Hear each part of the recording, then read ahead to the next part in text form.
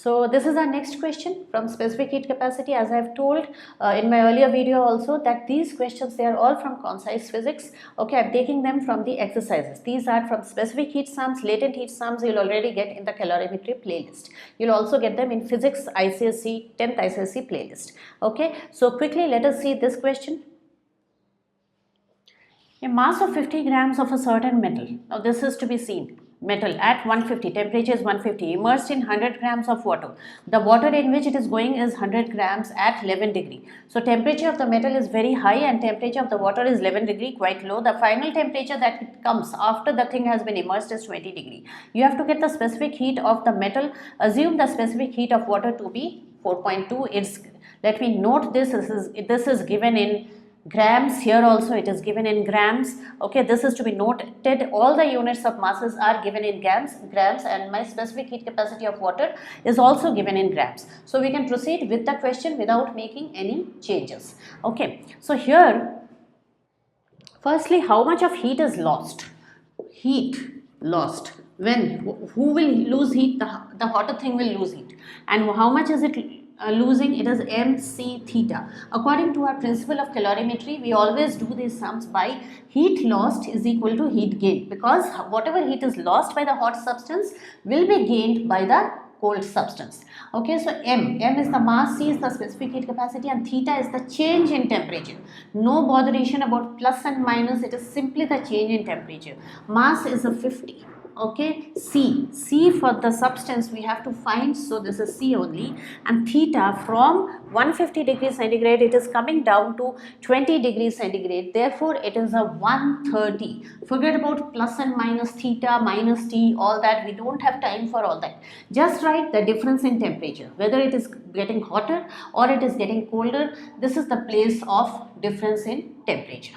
Okay, now heat gained. Who will gain the heat? The water will gain the heat. Again mc theta. Now the water has a mass of 100 grams of water. So everything, as I said, we are going to take in grams only. C is a 4.2 as the sum has given us, and from this C it is going up by 9 degrees centigrade. Okay, so we are going to write a 9 here. Now heat lost is equal to heat gained, and therefore we will just write 50 into C is into 130, 100 into 4.2 into 9. Let me make it 10 into 42 into 9. No need of multiplication. Please don't multiply at this stage. Okay, let me see first what are the things that are cancelling. Okay, we have to find the value of C. So here we can get rid of this. Okay, 13. Now after this, nothing much is cancelling, so we'll have to multiply. So this is 5 into 130. That gives me C. Okay, so this is nothing but a linear equation.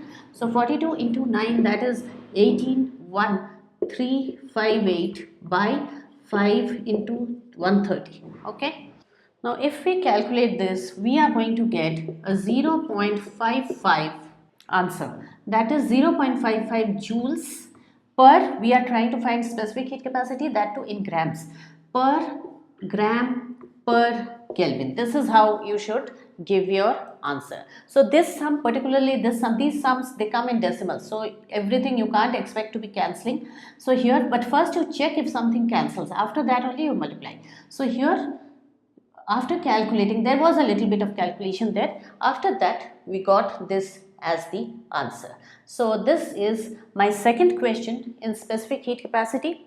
Okay, so please check the next video, okay, because I shall be uploading the next question in the very next video. If you have not subscribed the channel, do not forget to subscribe it, because lots of more important questions are going to come up very soon till your exams. Okay, physics, chemistry and maths, everything is going to come up very soon, is going to be uploaded in this channel one after the other till your exams, till your final exams. Okay, so stay tuned.